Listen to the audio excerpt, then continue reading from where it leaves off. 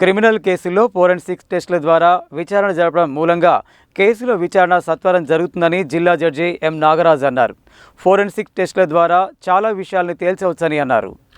బుధవారం Nalgonda bar association ఆధ్వర్యంలో forensic సైన్స్పై జరిగిన అవగాహన కార్యక్రమంలో జిల్లా జడ్జి ఎం నాగరాజు మాట్లాడారు.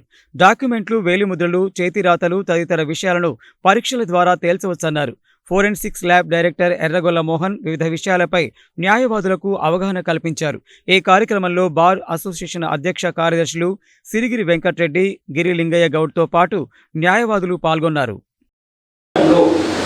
అవి లేవు, కానీ మనం ఖచ్చితంగా 2002 సంవత్సరం లేదా 2005 సంవత్సరంతో ఇప్పుడు కంపేర్ చేయాలంటే highly difficult.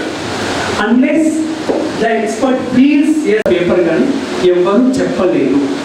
This is the grey area, this is the drawback, this is the limitation for the forensic science.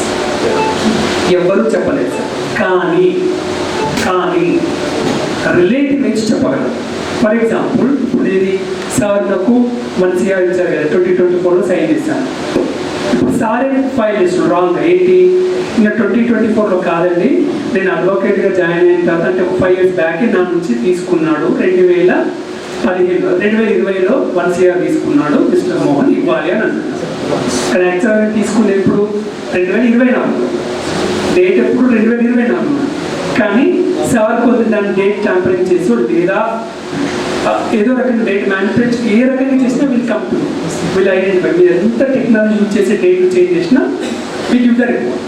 For example, ఏదో వేరే డాక్యుమెంట్ సపరేట్గా క్రియేట్ చేసి 24లోనే ఇంకో